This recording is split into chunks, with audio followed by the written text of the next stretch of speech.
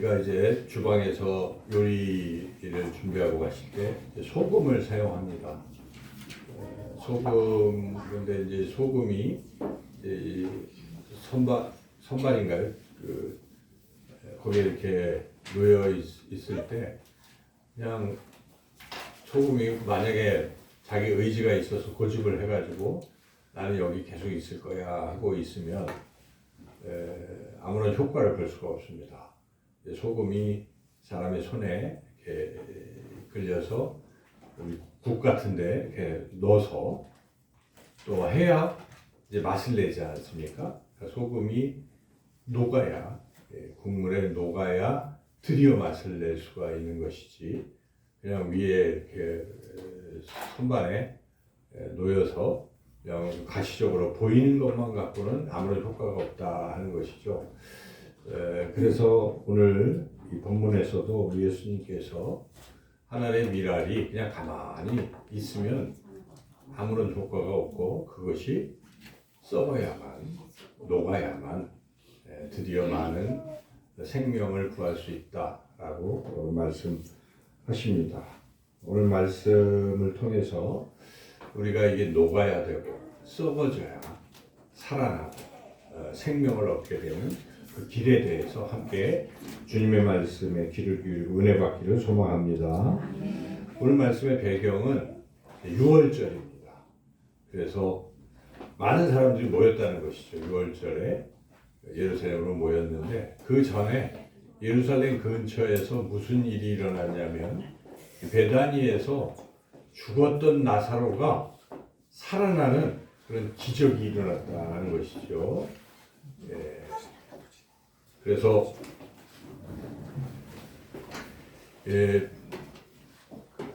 이 마리아와 마르다의 이제 오빠가 되는 나사로가 죽었었는데 우리 예수님께서 나흘 동안 죽었던 시신을 일어나라 나오라 해서 살려내신 것입니다. 그래서 모든 사람들이 깜짝 놀랐습니다. 어떻게 죽은 사람이 살아날까? 시신이 썩어서 냄새도 났고 했기 때문에 다 죽었던 것이 확실한데 살아나는 그런 기적이 일어나는 것이죠. 이것을 이제 본 사람들이 너무 놀래서 소문을 이제 냈고 그래서 이 소문이 마침 6월절에 왔던 그 헬라 사람들한테도 들렸던 거예요. 그래서 이 사람들이 아니 도대체 예수님이 누구시길래 하면서 예수님을 만나서 물어보기도 하고 또 경배도 드리고 싶어서 이제 예수님의 제자 중에 그 헬라인 출신인 빌립한테 얘기를 하고 또 안드레 거쳐서 이제 그 얘기가 예수님 귀에 들려지게 된 것이죠. 여러분 이 상황을 생각해 보면 예수님의 제자들은 무슨 생각을 했을까요?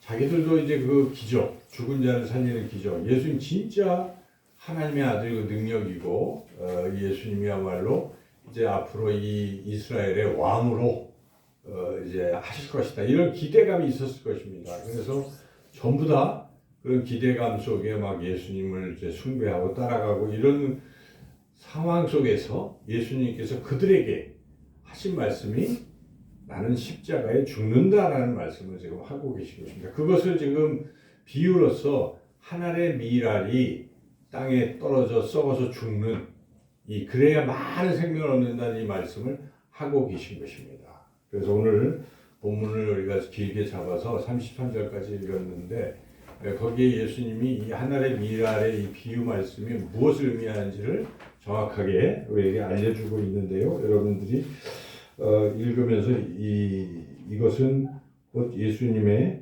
십자가의 죽음을 예표하는 것이다 하는 것을 우리가 알 수가 있는데 몇 절인가요? 33절 한번 읽어볼까요? 이렇게 말씀하시면 자기가 어떠한 죽음으로 죽을 것을 보이심이로라. 예, 그렇습니다. 그리고 예수님은 이 자체가 지금 그냥 감정적으로는 견디기 힘든 일이에요. 십자가를 지는 게.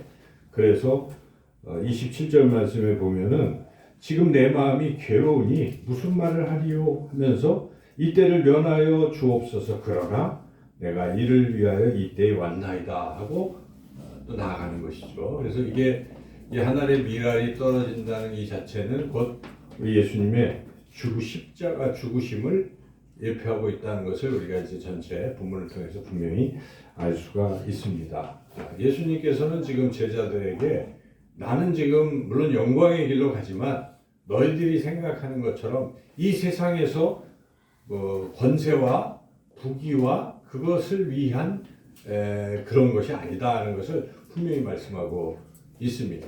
그래서 내가 그렇게 해야 하나님이 영광 받으시고 또 모든 인류가 영화롭게 되는 것이고 구원받는 길이다 하는 것을 말씀하시면서 너희들도 나를 따라서 하늘의 밀알처럼 썩어져가는 밀알이 되거라, 이런 권면의 말씀하고 계신 것입니다. 그래서 우리가 이 말씀을 통해서 하늘의 밀로 썩어가는 것, 그래서 많은 생명을 살리는 삶, 썩어져 가야 사는 이 생명의 길이 무엇인지, 어떻게 또 썩을 수 있는 것인지 우리가 오늘 본문의 순서에 따라서 함께 은혜를 나누고자 합니다.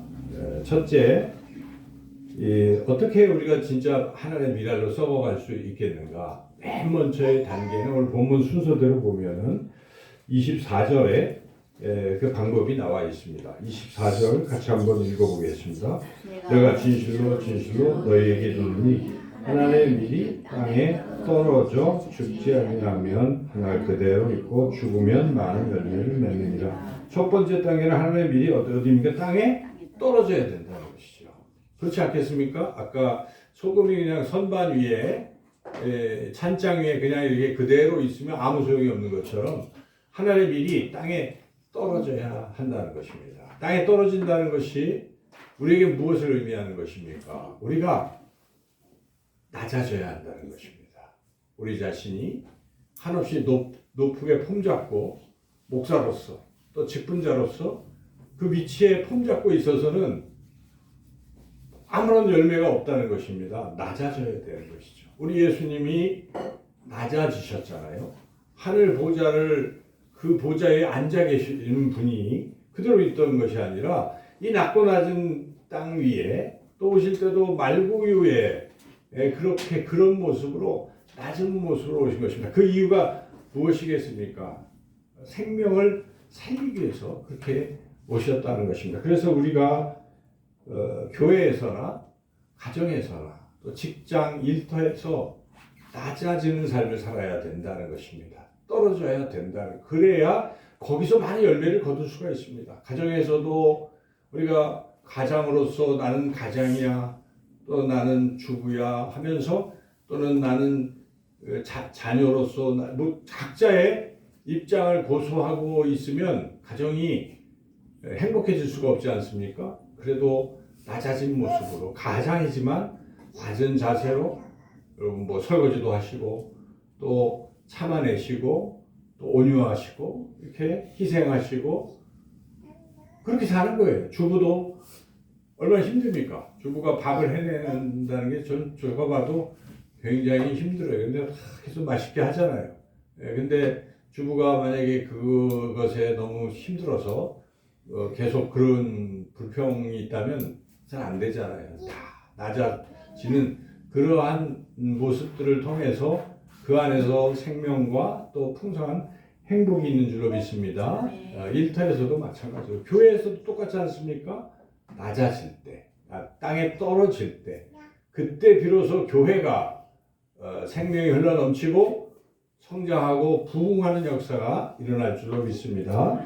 그래서 오늘 말씀에 하늘의 밀알로 썩어질 수 있는 첫 번째 단계는 땅에 떨어지는 그런 낮아지는 단계다 하는 것입니다. 두 번째 단계는 무엇이겠습니까? 이제 낮아져서 떨어지기는 떨어졌는데 그냥 여전히 밀알이 자기 껍질을 지키고 고수하면 아무런 효과가 또 없지 않습니까? 그게 껍질을 벗어야 돼요. 땅 속에서 자기 껍질을 다 벗겨내야 그 안에서 그 생명이 자랄 수가 있다는 것입니다. 그래서 두 번째 단계는 우리의 껍질을 벗는 단계다 하는 것입니다. 껍질을 벗는 것. 그래서 오늘 본문에 그 25절에 그 말씀이 나오는데 25절 같이 한번 읽어보겠습니다. 자기의 생명을 사랑하는 자는 잃어버릴 것이요 이 세상에서 자기의 생명을 미워하는 자는 영생하도록 보존하리라. 자기 생명을 미워한다는 것은 지금 우리가 이 문맥상 볼 때는 자기의 그 자아, 고집, 또 어떤 이런 것들을 깨뜨려 버리는, 벗어버리는 그런 일이 있어야 생명으로 연결된다 하는 것입니다. 우리가 본문을 쭉 12장을 앞에서부터 읽어 보면 그 앞에 무슨 얘기가 나옵니까? 죽은 나사로가 살아난다는 얘기도 나오지만 또 한 말씀이 나와요. 바로 죽은 나사로의 그 여동생, 막내 여동생인 마리아가 예수님 발 앞에 와서 향유옥합을 깨뜨리는 그런 사건이 있습니다.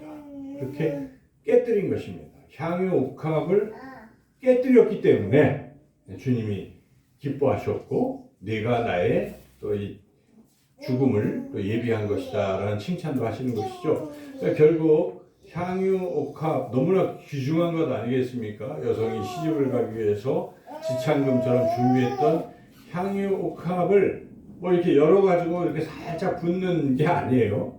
그냥 다 깨뜨려버렸습니다. 전체를 다 드리는 이러한 자기의 그 고집과 자기의 어떤 생각들 이런 것들을 깨뜨리지 않고는 살아나는 역사가 없습니다. 가정에서든 일터에서든 교회에서든 그러한 자기의 자아의 그러한 어떤 것들을 깨뜨리고 자기를 죽이고 하는 이런 단계가 있어야 생명으로 연결될 수 있다 하는 것입니다. 세 번째 단계는 무엇이겠습니까? 세 번째 단계는 자리를 지켜야 되는 것입니다. 그러니까 우리가 생각을 해보면 처음에 하나의 미랄이 떨어졌잖아요. 떨어지는. 그 다음에 거기서 껍질을 벗고 썩기 시작하는 게 있어야 되는데, 근데 만약에 미랄이 뭐 발이 달려가지고 이 자리는 자리가 안 좋아 생각할 수 있잖아요. 그죠? 그래서 여기는 좀 다른 데 가야지. 자꾸 옮겨 다니면 되겠습니까? 거기에는 생명이 살아날 수가 없다는 것입니다. 그러므로 우리는 이 말씀을 깊이 생각해 봐야 돼요. 하나님이 뿌리잖아요. 농부가 뿌리듯 우리를 어떤 자리에 뿌리는 거예요. 미랄을 뿌리면. 여러분, 참된 제자교회 우리를 뿌렸어요. 그렇게 믿으십니까? 저는 그렇게 믿어요. 하나님이 저를 여기에 보내신 거예요. 뿌리신 거예요. 그런데 여기가 좀 마음에 안 들고 어디 좋은 데 있나? 옮기고 여러분들도 마찬가지예요. 어떤 성도들은 이 교회보다 마음에 안 들어. 저쪽에 가니까 뭐 시설도 좋고 저쪽에 가니까 뭐 설교도 더 좋고 저쪽에 가니까 성도들도 더 마음에 들고 교제권도 넓어지고 내 사업에 도움이 돼. 옮길 수 있죠. 옮긴 사람들도 있잖아요. 여기저기 교회를 쇼핑하는 사람들도 이 세상에 많이 있습니다. 그런데 하나님은 어떻게 보실까 하는 걸 생각해야 돼요. 그리고 그렇게 할 때 과연 그 교회가 이런 생명의 열매를 맺을 수 있겠는가 하는 것입니다. 그렇지 않잖아요. 여러분, 묵묵히 하나님이 이 뿌린 자리, 이 자리가 내 사명의 자리라 생각하는 거예요. 그래서 거기에서 자신의 껍질을 벗고 낮아지고 썩어지고 할 때 드디어 30배, 60배, 100배의 열매가 맺힌다 하는 것입니다. 이렇게 이런 사람들로 이루어진 그런 직장이면 직장 또는 가정 또는 교회가 정말 풍성한 그런 생명의 열매를 맺게 되는 줄로 믿습니다. 여러분, 그래서 결혼하면 그런 생각을 해봐야 돼요. 하나님이 나에게 이 가정을 주셨다. 그걸 내려야 돼요. 근데 이 남편이 이 아내가 처음에는 괜찮았는데 명 마음에 안 들어. 어디 딴 데로 옮겨볼까? 요즘 너무나 막 그런 일들이 많잖아요. 갈라서기도 하고 또 딴 사람 찾고 돌싱이다 그런데 버젓이 나와서 또 찾아내고 요즘 세태가 그래요. 그래서 몇 번 한 것을 자랑스럽게 생각하는데 그러나 그래서 어떻게 가정이 제대로 되겠습니까? 거기에 하나님 주신 귀한 자녀들은 어떻게 하란 말입니까? 여러분 그렇잖아요. 그러니까 사람이 신실하다는 것은요, 그 자리를 지키는 거예요.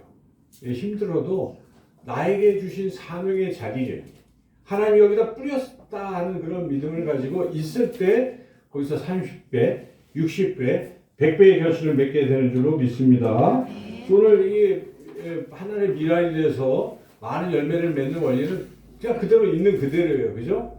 처음에 떨어져야 된다. 그리고 나를 깨고 썩어야 된다. 그리고 그 자리를 끝까지 지켜야 된다. 이 세 가지 우리 기억할 수 있습니다. 항상 저와 여러분이 그러한 신앙의 삶을 가지고 묵묵히 주님을 기쁘시게 하며 그럴 때 주님께서 우리를 통해서 풍성한 열매를 맺어 가실 줄로 믿습니다. 구체적으로 어떠한 결과가 우리에게 맺어지는지는 이어지는 또 말씀들이 우리에게 알려주시는데, 있는 그대로 우리 상상할 수 없는 풍성한 열매가 맺힌다 하는 것입니다. 우리가 그렇게 낮아지고 썩어지고 그리고 그 자리를 지킬 때 어떤 열매들이 맺히느냐. 24절 다시 한번 같이 한번 읽어보겠습니다. 내가 진실로 진실로 너희에게 이르노니 하나의 일이 땅에 떨어져 죽지 아니하면 하나 그대로 있고 죽으면 많은 열매를 맺느니라. 여러분 많은, 따라서 그래요. 많은. 이게 이제 예수님 비유 말씀에는 많다는 걸 30배, 60배, 100배 이렇게 그 수치적으로 표현도 하시는데 많다는 것입니다. 그래서 비록 하나의 작은 그 미랄이지만 그게 그렇게 되면 거기서 많은 미랄들이, 생명들이 맺힌다는 것입니다. 하나님은 그렇게 우리가 가정에 충실할 때 그 가정을 통해서 더 풍성한 그런 열매를 맺게 하실 줄로 믿습니다. 또 일터에서 내가 그렇게 할 때 하나님이 나를 통해서 그 일터를, 또 교회를 그렇게 풍성한 많은 열매로 축복하실 줄로 믿습니다. 저는 이게 사실이라고 늘 생각해요. 하나님은 우리가 영원한 천국의 삶을 주시는 것뿐만 아니라 이 땅에서도 풍성하게 하시는 거예요. 그래서 예수님이 요한복음 10장 10절에 양으로 생명을 얻게 하시고 더 풍성케 하려 하심이라 그렇게 말씀하셨어요. 그래서 우리가 이 말씀을 그대로 믿고 우리 삶 가운데 더 풍성한 열매를 맺기를 주님의 이름으로 축원합니다. 그리고 또 한 가지 여기에 이제 그 양적으로 그런 풍성한 것도 있지만 24절에 보면은 결국은 이게 죽을 때 이 생명이 확장이 된다 하는 것이죠. 그래서 확장이 되고 이것이 25절에 보면은 영원히 보존이 된다. 그런 결과가 주어진다는 것입니다. 25절도 한번 읽어보겠습니다. 자기의 생명을 사랑하는 자는 잃어버릴 것이요 이 세상에서 자기의 생명을 미워하는 자는 영생하도록 보존하리라. 25절을 우리가 곰곰이 생각해 보면 영원히 보존된다 그런 말씀이에요. 그래서 단지 숫자적으로 많은 열매의 숫자만 늘어나는 것이 아니라 그러한 삶을 사는 가정과 또 일터와 그리고 교회는 하나님께서 영원토록 보존시켜 주신다. 그 결과가 그렇다 하는 것입니다. 그래서 우리가 쉽게 사라지는 것, 이거는 세상의 법칙이에요. 그렇죠? 세상에 있는 것들은 뭔가 막 좋아 보이지만 금방 지나면 유행도 사라지고 또 뭐 내가 가졌던 물질도 어느덧 다 사라지는 거예요. 사라지고 또 권력도 10년 못 가잖아요. 그냥 또 사라지고 그런 것들이지만 그러나 하나님이 주시는 이 복과 이러한 생명은 영원토록 보존되는 그런 생명이다. 그래서 우리가 그냥 이렇게 세상의 권력이나 세상의 이런 것들을 자꾸 소유하려고 움켜쥐고 있으면 이거 결국 다 손가락 사이로 다 세어버리고 남아있는 게 없지만 그러나 우리가 미랄이 되어서 이렇게 내어주면 내가 죽은 것 같지만 그러나 그걸 통해서 영원히 보존되는 그런 귀한 가치와 또 그런 결과들이 우리에게 주어질 줄로 믿습니다. 그 다음에 하나님은 이렇게 하나님의 미랄로 살아가는 그런 삶에 놀라운 또 보상까지 해주신다는 것입니다. 이 보상은 또 크게 두 가지인데 그것을 한마디로 말하면 영광이라는 말로 표현을 하고 있습니다. 이어지는 6절을 읽어보겠습니다. 사람이 나를 섬기려면 나를 따르라. 나 있는 곳에 나를 섬기는 자도 거기 있으니 사람이 나를 섬기면 내 아버지께서 그를 귀하게 여기시리라. 따라서 그래서 귀히 여기시리라. 이거 얼마나 은혜롭습니까? 그래서 하나님의 미랄로 이렇게 지금 살아가는 그런 사람들에게 하나님께서는 존귀히 여겨주시는 그 영광을 주신다 하는 것입니다. 우리가 이제 세상에서는 하나님의 미랄로 썩어가면 또 칭송이 있을 수도 있지만 경우에 따라 참 어리석은 사람, 미련한 사람, 그리고 기억도 안 하고 그럴 수 있어요, 그죠? 여러분 교회에서 봉사하시는 것 세상도 몰라요, 그죠? 세상도 모르고 또 심지어 교인들도 모르는 경우도 많아요. 그냥 편안하게만 생각하지 누군가의 그 헌신, 희생을 별로 감사하게 여기지도 않고 기억도 못할 수도 있어요. 그렇죠? 여러분 그걸 이제 느낄 거예요. 주방에서 봉사하지. 이번 주에 내가 이 맛있는 음식을 준비하려고 장도 보고 다 해서 했어요. 그런데 사람들이 뭐 이렇게 맛이 없어, 짜, 뭐 이러면서 시큰둥해하고 하면은 마음이 어때요? 일단 기분이 언짢죠. 그런데 뭐 맛있다 그러면 좋아하지만 그럴 수 있어요. 그러나 비록 약간 좀 그럴지라도 하나님 다 아시는 거예요. 그 노력과 그 희생과 이런 것을 다 아십니다. 그래서 하나님이 야 하고 칭찬해 주시는 것입니다. 그러므로 우리가 세상 사람들이 이렇게 저렇게 우리를 평가하는 것에 너무 연연해할 필요 없어요. 그냥 묵묵히 하나님의 미랄로 내가 떨어지고 썩어지고 그리고 그 자리를 끝까지 지키면 결국 하나님께서 우리를 만나실 때 뭐라고 하십니까? 참으로 귀히 여겨주신다. 그래, 내가 다 봤다. 착하고 충성된 종아, 잘했다. 라고 칭찬을. 그게 더 좋지 않겠어요, 여러분? 세상의 일시적 이 사람 저 사람의 평가에 연연해하지 말고 우리가 주님이 기억하시고 주님이 기뻐하시는 그 칭찬을 우리가 사모하고 말씀대로 살아가시기를 축원합니다. 그리고 두 번째 주님이 주시는 그 보상은 우리를 구원의 통로로 사용하신다 하는 것입니다. 그래서 이 말씀은 27절에서 우리가 깨닫게 되는데요. 27절 한번 읽어보겠습니다. 지금 내 마음이 괴로우니 무슨 말을 하리요. 아버지여 나를 구원하여 이 때를 면하게 하여 주옵소서. 그러나 내가 이를 위하여 이 때에 왔나이다. 우리 예수님은 힘들어요, 그죠? 죽음과 이런 그 육신의 고통보다는 우리가 예수님이 피하려고 했던 결정적인 이유는 그 순간에 죄인으로서 하나님 아버지와 이별이 되는 순간이기 때문에 버림받는 순간이기 때문에 그것 자체가 참으로 괴로웠던 것이죠, 물론.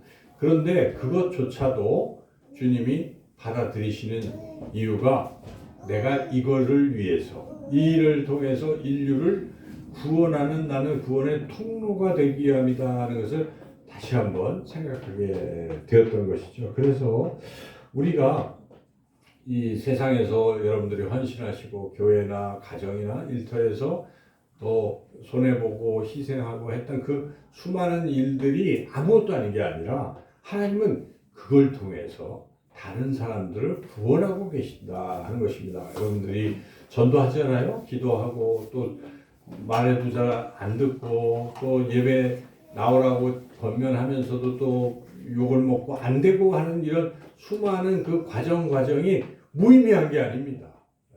그 결과가 당장 주어지지 아니할지라도 그 과정 속에서 우리가 기도하면서 한 영혼을 내가 주님께 인도해야 되겠다는 마음 가지고 애쓴 그러한 귀한 헌신들이 결국은 그것들이 모여서 그 한 영혼을 구원하는 구원의 통로가 된다는 것입니다. 이것이 얼마나 영광스럽고 보람이 있는 일이겠습니까? 나 하나의 그러한 작은 헌신 때문에 누군가가 구원을 받는다면, 여러분 이게 얼마나 귀한 일이겠어요?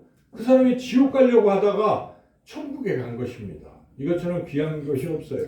그래서 내가 그렇게 쓰임 받았다는 이 사실 자체는 매우 영광스러운 것입니다.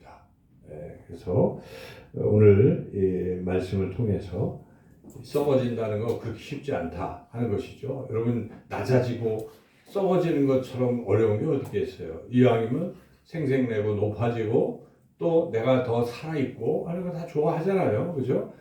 내가 드러나고, 그러나 그렇게 해서는 미랄이 많은 열매를 맺지 못합니다. 오늘 말씀대로 주님이 말씀하신 대로 한 알의 밀이 썩어지면 많은 열매를 맺는다, 이 말씀을 우리가 마음에 새기고 특별히 사순절 기간 또 우리 인생 가운데에 이 말씀을 기억하세요. 그래서 더 낮아져야지, 더 내가 죽어야지, 그리고 주님 주신 이 자리 막 끝까지 지켜야지. 여러분 이 가는 길이 주님이 기뻐하시는 그런 길인 줄로 믿습니다. 이 길 끝에 주님이 우리를 귀히 여기실 것입니다. 그리고 이 일을 통해서 또 다른 어떤 한 영혼들이 구원을 받게 되는, 우리가 구원의 통로가 될 줄로 믿습니다.